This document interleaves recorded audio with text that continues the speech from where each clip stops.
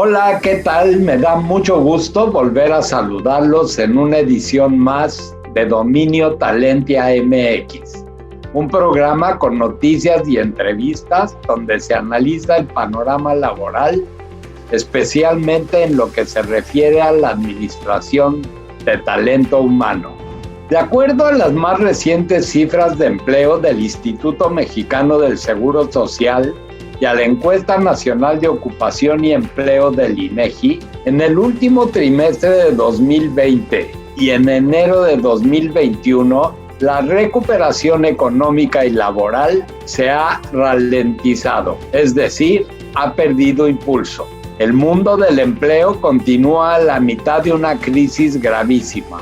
Al comparar el último trimestre de 2020 con el mismo periodo de 2019, la población económicamente activa se redujo en 1.7 millones de personas. La población ocupada sufrió una contracción de 2.4 millones de personas, principalmente por la reducción de 1.7 millones en la ocupación informal.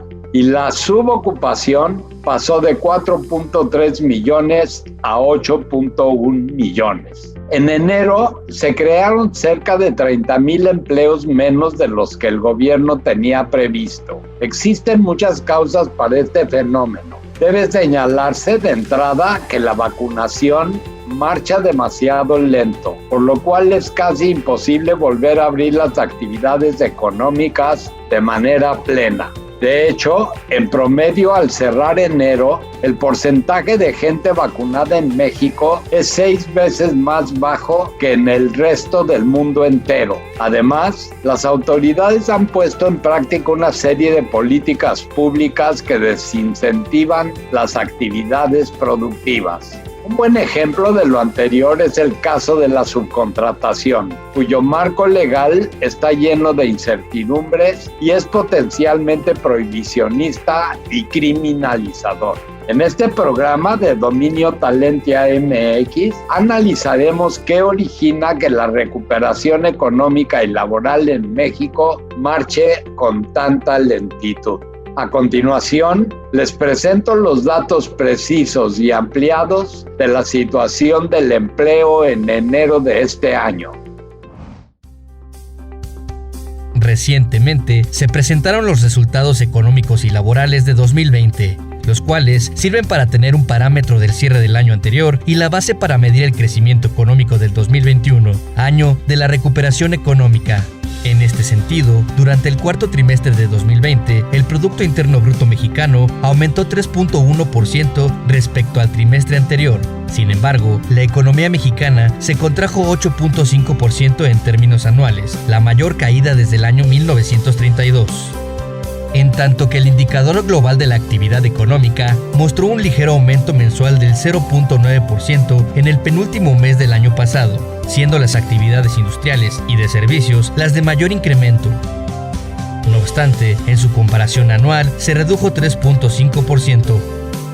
Por su parte, el indicador mensual de la actividad industrial se incrementó levemente, 0.1% en el último mes de 2020. Gracias a un aumento en la industria manufacturera y en la generación de luz, agua y gas, pero mostró disminución en la construcción y la minería. En términos anuales, la producción industrial retrocedió 3.2%. Por tanto, lo que se observa es una recuperación marginal de las principales actividades económicas a finales de 2020, las cuales no han alcanzado los niveles de crecimiento previos a la pandemia. Además, otras actividades, como el turismo, uno de los sectores que más aporta al Producto Interno Bruto de México, continúan estancadas, ya que en diciembre registró una contracción del 53.5% en el número de visitantes extranjeros que ingresaron a nuestro país. Ahora bien, en materia laboral, la Encuesta Nacional de Ocupación y Empleo, ENOE, muestra que el cierre de 2020, el número de personas ocupadas en México fue de 53.3 millones, en comparación a los 55.7 millones que había a finales de 2019, lo que implica que 2.4 millones de personas se quedaron sin empleo, cifra histórica desde que se tiene registro. La tasa de desocupación fue de 4.6% en el último trimestre del año pasado. Esto representa una reducción respecto al trimestre previo, pero resulta 1.2% mayor a la del último trimestre de 2019. Por su parte, el empleo formal comienza este año con un leve incremento. El Instituto Mexicano del Seguro Social reporta que en enero pasado se crearon en nuestro país 47.919 puestos de trabajo formales eventuales, lo que equivale a un aumento de 0.2% respecto al mes anterior. No obstante, comparado con el mismo mes del año previo, es de 30.5% menor y la cifra más baja para un mes similar desde 2014. Así, México inicia el año 2021 con una tímida recuperación económica que podría alcanzar al final del año un crecimiento de cerca del 3.5%. Sin embargo, está condicionado a una vacunación efectiva y a que el gobierno propicie condiciones económicas de atracción de inversión y generación de empleo. ¿Sabían que solo el 12% de las empresas en México tiene planes de contratar más personal este año? ¿Y han escuchado hablar del salario emocional? Los invito a ver las siguientes 2 notas para conocer más sobre esta información. En años anteriores, para escoger un trabajo, el principal aspecto que las personas tenían en cuenta era el salario o sueldo que se iba a percibir. Ahora interviene en la decisión el salario emocional. ¿Pero qué es esto? El salario emocional son todas las retribuciones no económicas que obtiene una persona por realizar su trabajo. Por ejemplo, el horario flexible, los días libres, la guardería, descuentos en gimnasios o los espacios de distracción en el lugar de trabajo. Esto fomenta la pertenencia a la empresa, la integración de los grupos de trabajo, la creatividad del trabajador y también permite a las personas desarrollar su vida privada o familiar. La decisión de escoger un trabajo u otro puede pasar por tener la oportunidad de salir temprano de la oficina para pasar tiempo con la familia o los amigos. Sin embargo, los expertos advierten que un salario emocional alto nunca puede compensar un salario económico bajo. El Termómetro Laboral de OCC Mundial realizó un análisis de las tendencias de contratación de personal para 2021. Los resultados muestran que solo el 12% de las compañías encuestadas mencionaron que podrán contratar más personal. El 15% señaló que es probable que contraten menos colaboradores. El 33% indicó que prevén un escenario muy parecido al del año pasado, con un ritmo de contrataciones igual, y el 39% de las empresas opinó que sigue siendo una incógnita la actividad que tendrán, por lo que no pueden hacer ninguna predicción. En cuanto a la posibilidad de aumentos de sueldo y ascensos, el 13% de las compañías considera que sí es posible que puedan impulsar el crecimiento de sus colaboradores. El 34% tiene posibilidades de ascenso para unos cuantos elementos. El 40% de las empresas no está en posibilidades de ofrecer incrementos de sueldo ni promociones de puesto, mientras que el 12% pondrá su enfoque en ya no recortar más personal.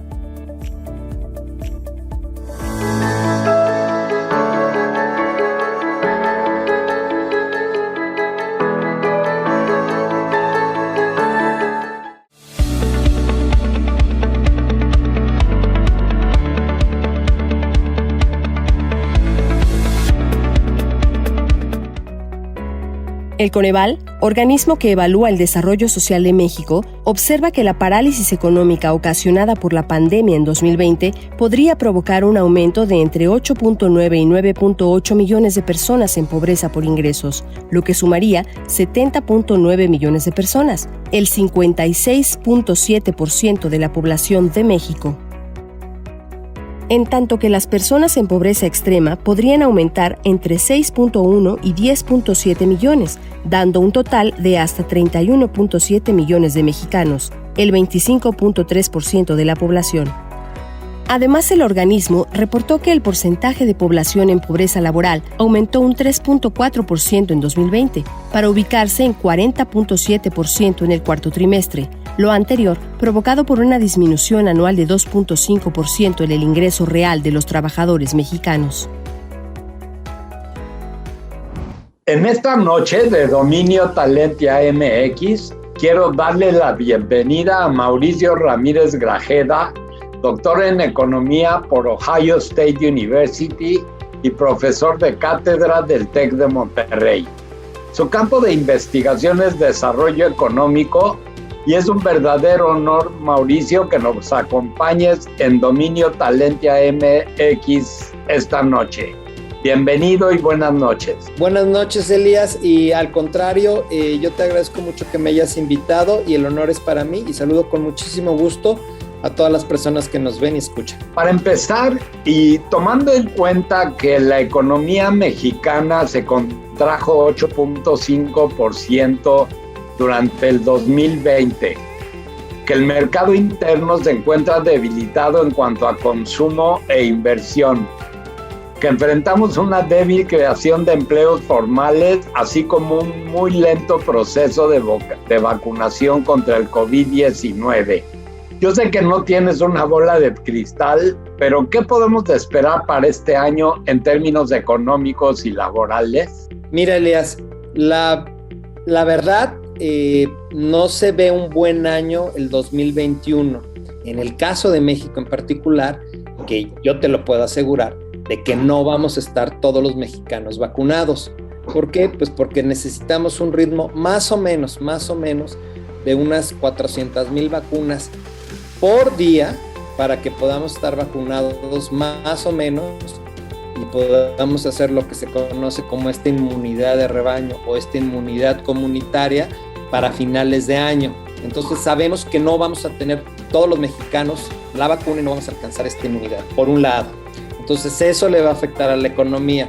Por el otro lado, Elías, también lo que tenemos es lo siguiente, que tenemos que el crecimiento económico, el pronóstico que tenemos es de 4%, con un nivel de inflación más o menos como del 3.5%, y un nivel de desempleo que sí se va a reducir porque, bueno, pues tenemos una situación muy deteriorada, entonces va a haber un poco de mejora. En enero pasado se crearon 47,919 puestos de trabajo afiliados al IMSS, todos eventuales. Si a ello le sumamos los empleos generados durante el 2020, podría decirse que apenas se ha recuperado el 57% del total de empleos formales perdidos el año pasado. ¿Cuánto tiempo tomará volver al nivel de empleo formal que había antes de la pandemia? Bueno, Elías, más o menos lo que calculamos los economistas es que esto no se va a recuperar hasta 2024. Entonces nosotros hemos tenido, porque tuvimos un doble golpe, el de 2019, 2020, y por los números que tú das, ese nivel de empleo de asegurados del Seguro Social, no, pues estamos dejando afuera los empleos informales, pero los que están dentro del Seguro Social, sean eventuales o permanentes, esos empleos probablemente no se recuperen hasta principios de 2024 o finales de 2024. Entonces, ese es el pronóstico que tenemos. En contraste con lo que dices, la meta gubernamental era recuperar para el cierre del mes de marzo de este año los empleos perdidos durante los meses de confinamiento del 2020. Sin embargo, para alcanzar esta meta se tendrían que crear 700,000 empleos en poco más de un mes. Pero ¿cuáles son las razones estructurales por las cuales esta meta no nada más no se va a cumplir, sino que estaremos muy lejos de conseguirla? Ese objetivo que tenía el gobierno era un poco irreal, por un lado. Y por el otro lado, pues el aspecto estructural es la confianza. No hay confianza por parte de los creadores de empleos. No hay confianza, Mauricio. Por ejemplo, el hecho de la cancelación del aeropuerto, la iniciativa de ley de electricidad, el tema de prohibir la subcontratación, la cancelación de proyectos como la cervecera Constellation Brands, juegan un papel importante para la confianza. Efectivamente, tal como lo dijiste, eso es así. Según el Centro de Estudios Económicos del Sector Privado, CES, algunas acciones e iniciativas están afectando la inversión y el empleo, en general la recuperación económica y laboral. Se cita, por ejemplo, las iniciativas que se discuten en el Congreso de la Unión de electricidad y sobre todo del outsourcing. ¿Qué efecto tendría la aprobación de estas iniciativas, principalmente la del outsourcing, sobre el empleo? Pues muy negativa. Yo pregunto, ¿qué país en el mundo, los más competitivos del mundo, Suiza, Estados Unidos, Singapur, Japón, que son los países más competitivos del mundo, no tienen outsourcing? Todos los países competitivos tienen outsourcing. Entonces va a ser una afectación a la competitividad del país. Esto lo que va a hacer es que nos va a afectar en nuestra competitividad en términos para exportar y para producir y para venderle al mundo. Ese golpe va a ser terrible para la economía mexicana. Y ese es uno entre muchas cosas en las que baso que la producción no se va a recuperar hasta el 2024. Mauricio, tenemos que hacer un corte, será breve y regresamos.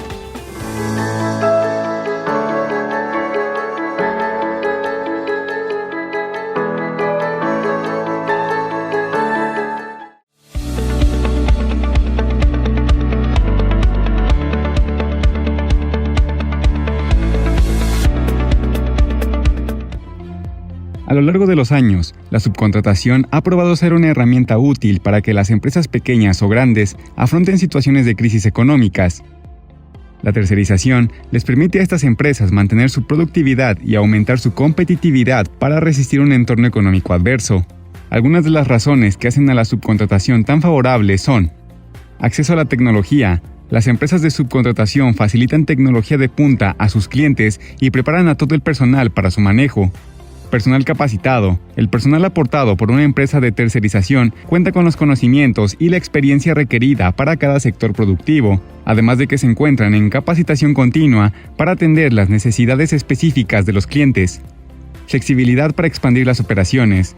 De acuerdo a las necesidades de la demanda de productos o servicios, las empresas de subcontratación podrán aumentar el número de colaboradores para que sus clientes escalen el volumen de sus operaciones de manera rápida y ordenada. Muchas gracias por seguir con nosotros. Les recuerdo que esta noche estamos en entrevista con Mauricio Ramírez Grajeda, doctor en Economía y profesor de cátedra del TEC de Monterrey. Las mujeres al cierre del 2020 fueron las más afectadas por el impacto laboral del COVID-19. De la disminución de 2.4 millones de personas ocupadas, aproximadamente 1 millón eran hombres y 1.3 millones eran mujeres. ¿Qué políticas públicas hacen falta en México para que las mujeres no estén siempre del lado de las mayores afectaciones o mayor desigualdad? Bueno, Elias, yo creo que esa es una excelente pregunta. Hay que decirle al público que en términos laborales, las mujeres en todo el mundo, o sea, no hay país que se salve, están siempre rezagadas con respecto a los varones. Hay algunos países, por ejemplo Islandia, los países escandinavos, Dinamarca, Suecia, que han tratado de promover políticas en favor de las mujeres. Yo creo que para el caso de México en particular, hay una serie de políticas que se pueden tomar en cuenta, que se pueden llevar a cabo. Por ejemplo, un caso es el de guarderías. Entonces, una promoción masiva de guarderías para que las mujeres trabajadoras puedan dejar a sus hijos y los dejen al cuidado de profesionales y ellos vayan al sector, al sector laboral. Otro también es una política de comunicación para fomentar que las mujeres entren al mercado laboral y vean las ventajas de estar en el mercado laboral para su realización y para la economía de su familia y la economía del país. Eso se tiene que fomentar. Y por el otro lado también políticas específicas para que las mujeres no puedan ganar menos que los varones.